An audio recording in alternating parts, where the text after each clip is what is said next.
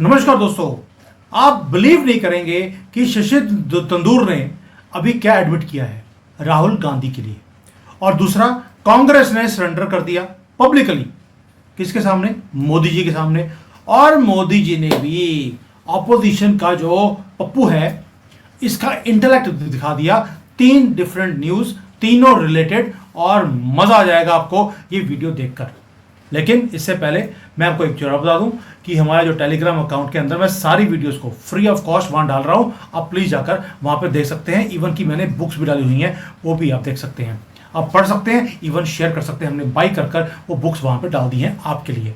अब आते दोस्तों कि आप जो आज विटनेस करने वाले हैं 3 न्यूज को, यानी कि आपको दिखेगा कि ऑपोजिशन कंप्लीटली पॉलिटिकली बैंकरप्ट हो चुकी है। 3 डिफरेंट न्यूज। आपको लगेगा यार ये तीनों रिलेटेड कैसे हैं। अब मोदी जी वाट लगा रहे हैं सबकी, और इनके जो अपने लीडर हैं ऑपोजिशन के, वो एडमिट कर रहे हैं ओपनली कि उनके पास कोई चांस ही नहीं है कि मोदी जी की जो विजन है भारत का उसको तोड़ निकाल सके। अब शशि थरूर से बात करते हैं, जहां पे उन्होंने स्टनिंग एडमिशन दिया है। वाइस प्रेसिडेंट के इलेक्शन आने वाले हैं, आपको मालूम है। डेस्परेट मीटिंग्स हो रही हैं ऑपोजिशन की आपस में कि किसको वाइस प्रेसिडेंट कैंडिडेट खड़ा किया जाए। और मोदी जी चुपके से मुर्मू जी से मिलते हैं और वहां पर डिस्कस करके आते हैं। ये सारे मुद्दे मैं डिस्कस करूंगा। एंड में आपको मजा आ जाएगा जब पप्पू की पार्लियामेंट के अंदर जो बेइज्जती हुई है ओपनली, उसके बारे में बात करेंगे। आपको दिखेगा कि ये जिसको कांग्रेस बोलती है पीएम, यानी कि परमानेंटली मेंटल कांग्रेस का कैंडिडेट। और ये भी दिखाएगा आपको कि 2029 की तैयारी मोदी जी आज ही कर चुके हैं, और वो ऑलरेडी डिसाइडेड भी है। अब बात करते हैं, शुरुआत करेंगे शशि थरूर से, उसके बाद मोदी जी की विजिट जो मुर्मू जी के पास है, मैंने कल भी डिस्कस किया था, आज भी करूंगा, और तीसरा पप्पू। पहले आते हैं शशि थरूर ने बोला क्या जिसके कारण आग लग गई पूरे के पूरे ऑपोजिशन के खेमे में।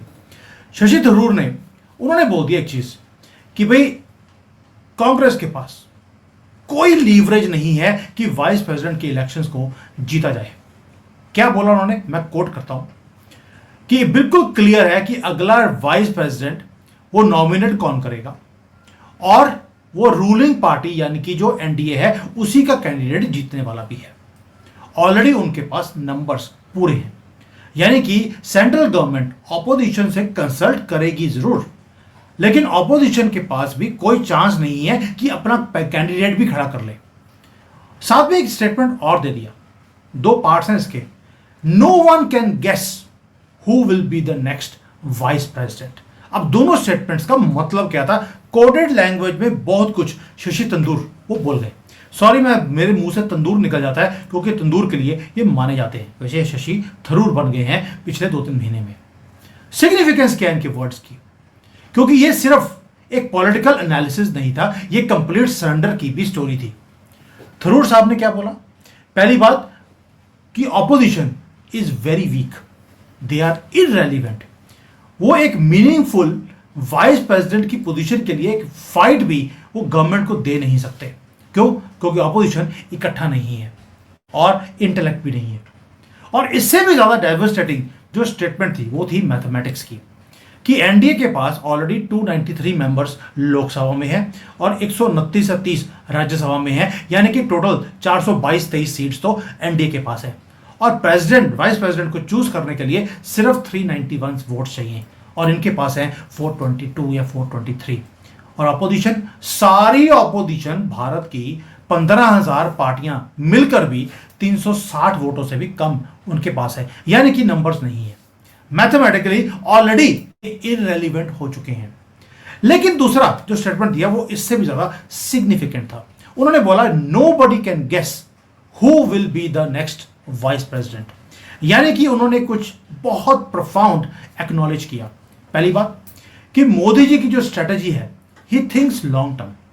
जो आप नाम सोच रहे हैं वो कभी होगा भी नहीं, और आप एंटिसिपेट भी नहीं कर सकते कि मोदी जी किसको चूज करने वाले हैं। ये शशि थरूर ने ये बोला है। और ये शशि थरूर वही आदमी है दोस्तों जो कि ब्रिटिश कोलोनाइजेशन के ऊपर बुक्स लिखते हैं और आज माने जाते हैं इंटेलेक्चुअल आदमी भारत के अंदर। वो ये बोल रहे हैं कि वो मोदी जी की जो पॉलिटिकल जो इंटेलेक्ट है उसको मैच नहीं कर सकते। यानी कि even he can not predict who will be the next vice president. और आपको मालूम है कि जो वाइस प्रेसिडेंट के इलेक्शंस हैं वो सितंबर 9 को वो होने वाले हैं। नॉमिनेशंस ऑलरेडी आनी शुरू हो गई, अगस्त 21 आखिरी डेट है। और अपोजिशन क्या कर रहा है, ऑलरेडी हरी झंडी नहीं होती, ये तो हरी झंडी दिखाएंगे अपोजिशन वाले, व्हाइट झंडी होती है सरेंडर की, ये वो दिखा चुके हैं। वैसे तो हरी झंडी भी सरेंडर की होती है और हमने देख लिया चार पांच वो युद्ध में, और व्हाइट वाली जो झंडी है वो भी दिखानी शुरू हो गई है।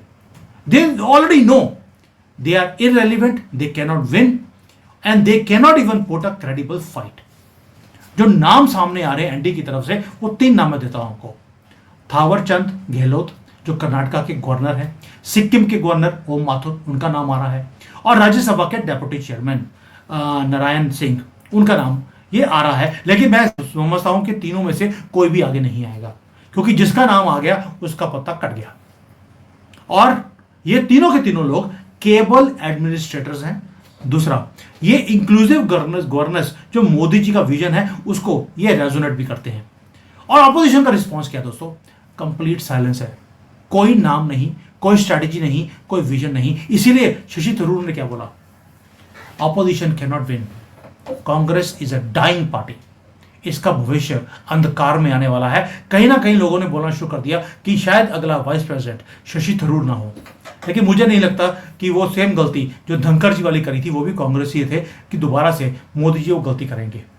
यानी कि आपको ओपनली बोल दिया, पॉलिटिकल इररेलेवेंस ऑफ कांग्रेस वो बनती जा रही है। अब ये जब मोदी जी को मालूम है कि ऑपोजिशन इररेलेवेंट हो गई, तो मोदी जी क्या कर रहे हैं, उन्होंने ऑपोजिशन को बिजी कर दिया आपस में लड़ने के लिए, ताकि वो एक्सक्यूज क्रिएट करते रहें कि डेमोक्रेसी की हत्या हो गई। और मोदी जी खुद डेमोक्रेसी के अंदर जो फ्रेमवर्क में काम होता है वो चले गए मुर्मू जी को मिलने। और वहां पर 3-4 चीजें हैं जो बहुत सिग्निफिकेंट है। मैंने कल भी बोला था आपको, दोबारा से 2 चीजें रिपीट करूंगा। मणिपुर के अंदर जो जीएसटी का अमेंडमेंट बिल है वो लेकर आया जा रहा है, ताकि उनको कुछ इंसेंटिव दिया जाए, वहां पर इंडस्ट्री आए, वहां पर तरक्की हो, और जो ये पागलपन कांग्रेस ने वहां पे फैलाया हुआ है मणिपुर के अंदर वो बंद हो।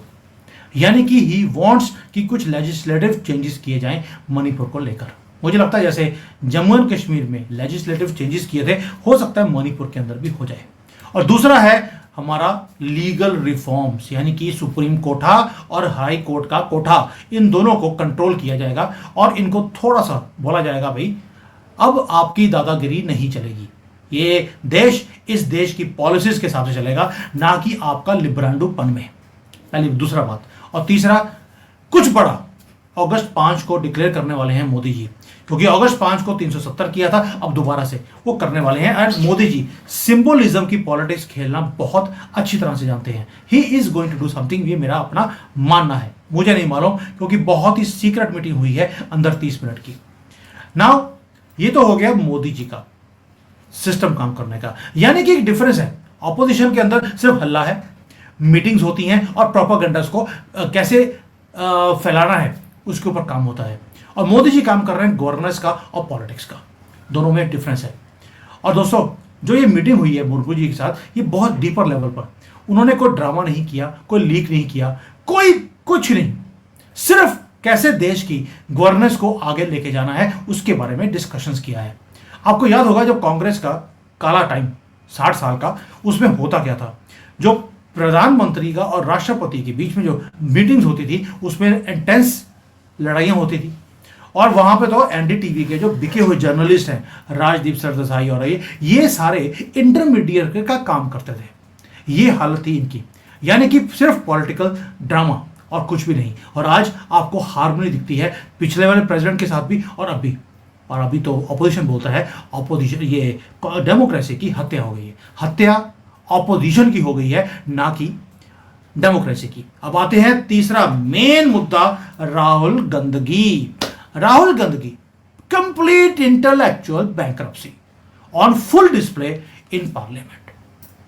अब ये सारा काम तब हो रहा है जब बहुत बड़े बड़े बिल पार्लियामेंट में लेकर आए जा रहे हैं, और राहुल गांधी की परफॉर्मेंस जीरो, जैसा वो खुद है वैसे ही उसकी परफॉर्मेंस है। और कई मेरे यहाँ पर वीडियोस में कई जो पप्पू हैं, पप्पू बोलूंगा उनको, वो आके बोलते हैं अगला प्रधानमंत्री ये राहुल गंदगी बनने वाला है, यानी कि पप्पुओं को पप्पू ही अच्छे लग सकते हैं, इसीलिए राहुल गंदगी को सपोर्ट करने के लिए, और ये होते भी सारे कॉकरोच है, कोई इंसान नहीं बोलता, ये सारे कॉकरोच है, वही हरी झंडी वाले, ये सारे आकर बोलते हैं अगला प्रधानमंत्री हमारा राहुल गंदगी होगा, क्योंकि उन्होंने बोल दिया है राहुल गंदगी ने कि हम हिंदुओं के साथ के जो इनके पास जो भी सामान है ये छीन कर ये आपको दे देंगे, इंक्लूडिंग मंगलसूत्र। मंगलसूत्र का नाम सुनते ही सारे कॉकरोच, हरी टोपी वाले या जाली वाली टोपी वाले सारे खुश हो गए कि भैया इनकी तो जो है घर भी हमें मिल गया, इनकी जो है मंगलसूत्र भी हमें मिल गया, और मंगलसूत्र मिलने का मतलब आप समझ सकते हैं, इसलिए सारे पप्पू इसको अभी भी सपोर्ट करते हैं। लेकिन वो पप्पू की जो परफॉर्मेंस थी वो मैं 2 लाइनों में आपको समझाता हूं। पंचायती राज जो इंस्टीट्यूशन है इसके ऊपर सीरियस पॉलिसी मैटर्स के ऊपर डिस्कशन हो रही थी, डिबेट हो रही थी। राहुल गंदगी कंप्लीटली लॉस था, ये कौन सी लैंग्वेज यूज की जा रही है। पंचायती राज इसको ABC भी पता नहीं था। गवर्नमेंट क्या कर रही है, कैपेसिटी बिल्डिंग कैसे करनी है, इसको कैसे रेवेन्यू जनरेशन कैसे पंचायती राज में करना है ताकि ग्रास रूट लेवल पर तरक्की आए। ये बहुत ही कॉम्प्लेक्स गवर्नेंस के इश्यूज थे जिसे डिस्कस किया जा रहा था। Rural development, technology integration, federal structure, ये सारा की बातें में। और हमारा जो ऑपोजिशन का लीडर है उसने डेमोन्स्ट्रेट किया कि उसके पास जीरो विजन है। शुक्र कीजिए वहां पर इसने ये नहीं पूछ लिया कि जो पंचायती राज में आपने मुसलमानों की इंक्लूजन की तो बात नहीं करी, आपने OBC कितने पंचायत रखे उसकी बात ही नहीं करी। मतलब कि ये बेवकूफ नहीं, शुक्र करो वहां पर इतना इंटेलेक्ट दिखा दिया कि ये बात नहीं करी। लेकिन जो क्वेश्चन पूछे भी वो कंफ्यूज थे, यानी कि उसकी जो पकड़ है सिंपल सब्जेक्ट मैटर के ऊपर भी जीरो है, बिल्कुल भी। वहां पर जो हमारे मंत्री जी हैं अर्जुन राम, उन्होंने वहां पे बोला कि हम जितने भी ये सारे पंचायत हैं इनको डिजिटली हम कनेक्ट कर रहे हैं, हम वहां पर ऑप्टिकल जो फाइबर है वो डाल रहे हैं, डिजिटल प्लेटफॉर्म्स को हम वहां पर इंप्लीमेंट कर रहे हैं, लैंड रिकॉर्ड्स को डिजिटलाइज कर रहे हैं, वहां पर इवन की IIM अहमदाबाद के साथ मिलकर वहां पर ट्रेनिंग दी जा रही है सारे पंचायत को, यानी कि कैपेसिटी बिल्डिंग का काम करना शुरू कर दिया।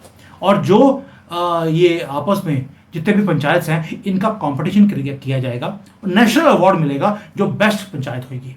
यानी कि सिस्टमेटिकली गवर्नमेंट ने कॉम्प्रिहेंसिव गवर्नेंस का काम करना शुरू कर दिया। और इसके बाद होता क्या है, जो ऑपोजिशन है उसका काम होता है कि वो एक फॉलो अप क्वेश्चन पूछे कि ये कैसे है वो कैसे है। वहां पर दोस्तों जो ऑपोजिशन के मेंबर्स हैं, इवन की तृणमूल कांग्रेस, उन्होंने भी क्वेश्चन पूछ लिया। जम्मू कश्मीर का जो उग्रवादी का बाप है उसने भी क्वेश्चन पूछ लिए कि जी जम्मू कश्मीर में कैसे होगा। TMC ने पूछ लिया वेस्ट बंगाल में क्या होगा, हमारे यहाँ पे तो कॉकरोच बहुत ज्यादा हैं तो वहां पर आप इंप्लीमेंट कैसे करेंगे। ये सारे काम किए। इवन कि शशि थरूर उन्होंने क्वेश्चन पूछे, लेकिन लीडर ऑफ ऑपोजिशन उसके पास ना तो विजन था, ना कोई कंस्ट्रक्टिव सजेशन थी, कोई डेमोन्स्ट्रेशन नहीं दिया उसने कि उसको पॉलिसी की कोई समझ भी है। और कांग्रेस पार्टी इस आदमी को PM मटेरियल बोलती है। PM मतलब कि कांग्रेस के अंदर PM का मतलब होता है जो परमानेंटली मेंटल होगा उसी को ये प्रधानमंत्री बनाते हैं। इसलिए शायद इन्होंने दुनिया के नंबर 1 अर्थशास्त्री इकोनॉमिस्ट मनमोहन सिंह को, रिमोट कंट्रोल वाली सरकार को इन्होंने चूज किया था। अब ये राहुल गंदगी को ये चूज करने वाले हैं। दोस्तों ये जो पार्लियामेंट्री सेशन था is the biggest disaster for Rahul गंदगी। उसने जो भी कुछ करना चाहा कुछ भी कर नहीं पाया। मोदी जी की तैयारी इतनी ज्यादा थी, जो मेजर इश्यूज थे उसे ये डिस्कस नहीं कर पाया। ये कर भी नहीं सकता क्योंकि economic policy, national security, rural development, ये वो मुद्दे हैं जिसके ऊपर वो सिर्फ पाकिस्तान की भाषा बोल सकता है, भारत की भाषा वो नहीं बोल सकता। यानी कि सिंपल चीजें तो उसके समझ नहीं आती, ये इतनी बड़ी जो इंटेलेक्चुअल कैपेसिटी की चीजें होती हैं वो इसको कैसे समझ आ सकती हैं। और ये मोदी जी ने, मुझे लगता है इसीलिए जो प्रश्न पत्र है, question paper in parliament session वो डिफिकल्ट दिया था ताकि इसे एक्सपोज किया जाए। अब इसको अगर कंपेयर करेंगे मोदी जी के साथ, आपको डिफरेंस दिखता है। मोदी जी आते हैं पूरी डीप प्रेपरेशन करने के बाद, कॉम्प्रिहेंसिव अंडरस्टैंडिंग है उनके पास, फिर उनके पास विजन भी है, और तीसरा वो इंप्लीमेंट करके आए हैं चीजों को। जबकि राहुल गंदगी की पूरी फैमिली 60 साल जो राज किया है उन्होंने एक भी चीज इंप्लीमेंट नहीं कर पाए। तो राहुल गंदगी को इंप्लीमेंटेशन के बारे में पता हो ही नहीं सकता। विजन एक ही था कि पूरे कंट्री को हमने हरे झंडे में रंगना है। तो इसलिए राहुल गांधी ना तो बोल पाए, ना कोई ब्रीफिंग दे पाए, ना कोई क्वेश्चन उठा पाए। और इसलिए जो सीनियर लीडर हैं कांग्रेस के, शशि थरूर, उनकी जो स्टेटमेंट थी वो यही था कि भाई हमने सरेंडर कर दिया है और ये जो लीडरशिप है कांग्रेस की, ये अब फ्यूचर में इररेलेवेंट बनने वाली है। उन्होंने अपनी बातों में ये भी समझा दिया। दोस्तों, अब आप देखेंगे कि ये तीन स्टोरीज, ये तीनों इंटर रिलेटेड कैसे हैं। वाइस प्रेसिडेंट का इलेक्शन है, आपको मालूम है कि ये बहुत ही बड़ी एक कॉन्स्टिट्यूशनल पोजीशन होती है, जिसके पास होगी वो इंक्लूसिव गवर्नेंस की तरफ ये गवर्नमेंट को लेके जाएगा। इसलिए मोदी जी बहुत सीरियस हैं कि इस बार गलती नहीं करनी वाइस प्रेसिडेंट के बंदे को चूज करने के लिए। और दूसरा, ये एक भारत की जो पावर प्रोजेक्शन है दुनिया में, उसको भी उजागर करता है। आप देखिए, बाकी कंट्रीज का पावर प्रोजेक्शन करने का तरीका डिफरेंट है। पाकिस्तान वो एक्सपोर्ट करता है टेररिज्म को, वो अपनी पावर वैसे दिखाता है। चाइना कंट्रोल करके रखता है हर चीज़ को, उसका पावर दिखाने का तरीका ये है, डिफरेंट है। जबकि मोदी जी का वो तरीका है कि डेमोक्रेसी, डाइवर्सिटी, डेवलपमेंट, ये सबको इकट्ठा कर हम आगे अपनी कंट्री को लेके जाए। प्रेसिडेंट को लिया तो किसी आदिवासी को, अभी वाइस प्रेसिडेंट को लेंगे तो भी किसी ना किसी को, हो सकता कोई सरदार हो, उसको ले लिया और बना दिया, ताकि एक डाइवर्सिटी दिखे आपको पूरी गवर्नमेंट के अंदर। और यही गवर्नेंस का तरीका भी होता है। और अपोजिशन सिर्फ सरेंडर कर रही है और कुछ भी नहीं है उनके पास। स्ट्रेटेजिक मीटिंग्स मोदी जी कर रहे हैं, किसके लिए? देश को आगे कैसे लेके जाना है, और साथ साथ में सिस्टमेटिकली वो अपोजिशन को खत्म भी करते जा रहे हैं। अब आप बोलेंगे कि यार अपोजिशन, अगर जैसे राहुल गांधी जैसे लोग हैं जिनकी परफॉर्मेंस को मोदी जी एक्सपोज करते जा रहे हैं जानकर, अब अगर ऐसा ऑपोजिशन होगा तो क्या पूरी कंट्री वन पार्टी सिस्टम की तरफ चल रही है? दोस्तों, ये बहुत इंपॉर्टेंट क्वेश्चन है जो मैं आपसे भी पूछना चाहता हूं। गवर्नमेंट एक बहुत ही डिफरेंट लेवल पे काम कर रही है, जहां पे कॉन्स्टिट्यूशनल, स्ट्रेटेजिक और विजन, ये तीनों चीजों को कंबाइन करके काम कर रही है। और ऑपोजिशन अभी भी स्टक है कि राहुल गांधी उनका लीडर है, कि ममता बनर्जी है, कि वो क्या कहते हैं, दिल्ली वाला क्या था उसका, केजरीवाल है, कौन है? ये अभी भी उसी फाइट में लगे हैं। जबकि मोदी जी कॉम्प्रिहेंसिवली कैसे 2047 में कंट्री को डेवलप्ड कंट्री बनाना है उसकी तरफ लगे हैं। अब ये जो सारे के सारे जो रीअलाइनमेंट हो रही है, यानी कि जो पुराना पॉलिटिक्स करने का तरीका था, यही कि फैमिली के लोग आगे जाके पार्टी को लीड कर रहे हैं, या जातिवाद का, या मुसलमान हिंदू का, ये इससे बाहर निकल कर अब जो जितने भी बिल्स आ रहे हैं वो इसी चीज़ों को एड्रेस कर रहे हैं। यानी कि आगे जाकर पॉलिटिक्स डिफरेंट होने वाली है। लेकिन क्वेश्चन वही है, क्या भारत वन पार्टी डोमिनेंस की तरफ जा रहा है? कि पहले कांग्रेस डोमिनेट करती रही 60 साल, अब अगले 60 से या 100 साल या 1000 साल तक बीजेपी करती रहेगी? क्या यही होगा?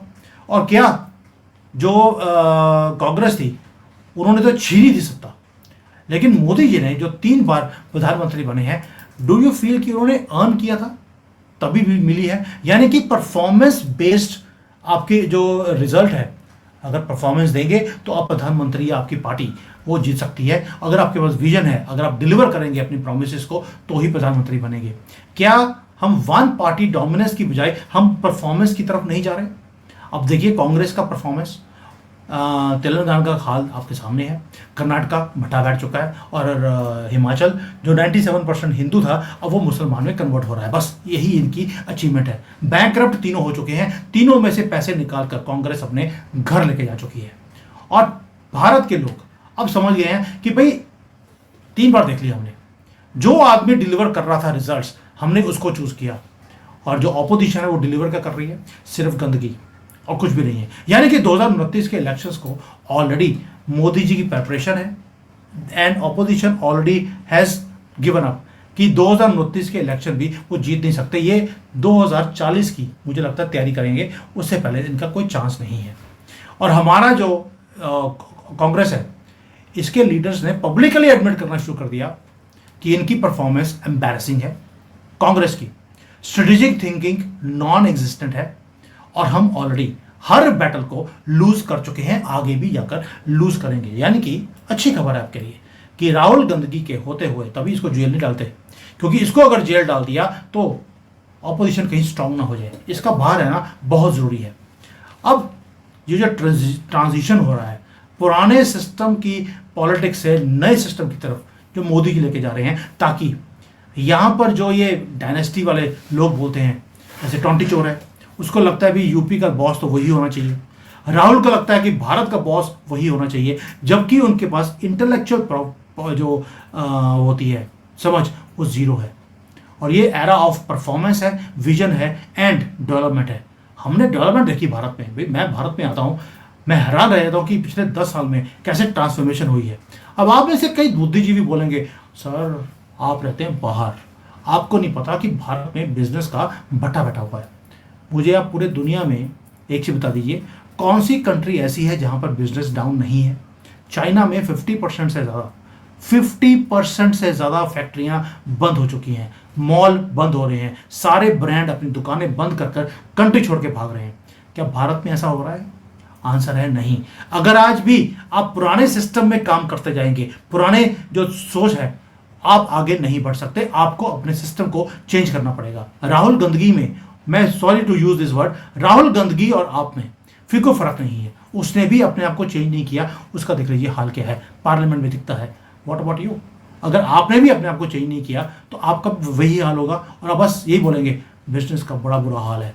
लेकिन आपके बिजनेस में क्या कोई ऐसा नहीं है जो बहुत अच्छा कर रहा हो? Please go and see why it is कि वो अच्छा कर रहा है, आप नहीं कर रहे। तो ये जो शशि तंदूर ने आज जो एडमिट किया है कि भाई राहुल गांधी अपने आप को चेंज नहीं कर सकता, और जिसके होते हुए हमारी पार्टी जीत नहीं सकती, हम आइसोलेट होते जा रहे हैं। और इसलिए बोला आपको, ये तीनों जो न्यूज मैंने दी है, ये आइसोलेटेड नहीं है, ये सिंबल है एक ब्रॉडर ट्रांसफॉर्मेशन का, जो पॉलिटिक्स में, वाइस प्रेसिडेंट के चूजिंग में और मोदी जी के काम करने के स्टाइल में, तो तीनों आपको दिखाती हैं। मोदी जी ने अभी 2029 के इलेक्शंस को जीता नहीं है, लेकिन उन्होंने पूरा जो इंडियन पॉलिटिक्स का सिस्टम है काम करने का, उसे चेंज कर दिया। और भाई अभी आगे जाकर बिहार में इलेक्शन है, कहीं और है, उन्होंने 1 साल पहले से तैयारी शुरू कर दी थी। 2029 की तैयारी आज से शुरू है, क्योंकि वाइस प्रेसिडेंट जो इलेक्शन है वो आपको बताएगा मोदी जी की सोच कि किसको इन्होंने चूज किया है। Is it a inclusive government जो ये काम कर रहे हैं, या कुछ और है? क्या विजन है वो आपको पता लगेगा। अगर सपोजिंग शशि थरूर को उन्होंने वाइस प्रेसिडेंट बना दिया, मैं एग्जाम्पल हाइपोथेटिकल बात कर रहा हूँ, that means he is even trying to reach to the opposition also, कि आप स्ट्रगल कर रहे हैं, आपको वहां पे बैठकर स्ट्रगल करने की जरूरत नहीं है, मेरे पास आ जाओ। आपके पास अगर जो बोलते हैं कि इंटेलेक्ट है, आप समझ रखते हैं, आप देश के लिए काम करना चाहते हैं, I am ready to join hands with you also. कल को मुझे लगता है कि राहुल गंदगी को भी अगर थोड़ी सी अकल कहीं से आ जाए, तो मुझे लगता है कहीं मोदी जी ये ना बोल दें तू यार मेरे पास ही आ जा, वहां पे कांग्रेस में तेरा कोई काम हो नहीं रहा। तो ये पॉलिटिक्स की जो चेंज है, this is something which is something I am seeing for the first time. इसी को बोलते हैं maturity. Opposition parties political survival की तरफ चल रही हैं, और मोदी जी ने पूरी की पूरी जो पॉलिटिक्स है उसे चेंज कर दिया और चीज़ों को क्लियर कर दिया है कि भाई आपके पास कोई चॉइस नहीं है, आपको परफॉर्मेंस देनी पड़ेगी। और लोगों ने भी बोलना शुरू कर दिया, आप परफॉर्म करेंगे तो आपको वोट मिलेगा। और भाई कंजरवाल पंजाब में गया था, वहां पर जैसे ही उसने बोलना शुरू किया, लोग पंडाल छोड़ के भाग गए। It was the biggest slap to him. Rahul गंदगी कहीं स्पीच देने जाता है, 4 लोग इकट्ठे नहीं होते, और मोदी जी विक्ट्री के ऊपर विक्ट्री वो लेते जा रहे हैं, एक ही रीजन के कारण, क्योंकि उनके दिल में है कि मुझे देश को आगे लेके जाना है। एक ही, और उनकी जीत के साथ हमारी डेमोक्रेसी की जीत है, डेवलपमेंट की जीत है, हमारी डिग्निटी की जीत है, हमारी डायनेस्टी वाला काम था उसकी हार है, जो डिवीजन पॉलिटिक्स थी उसकी हार है, और इनकी जो डेस्परेशन है वो इंक्रीज करती जा रही है। और यही नया भारत है जिसको देखकर मुझे होती है खुशी, और आपके साथ गर्व के साथ मैं ये वीडियोस शेयर करता हूँ। जय हिंद, वंदे मातरम, जय सिया राम।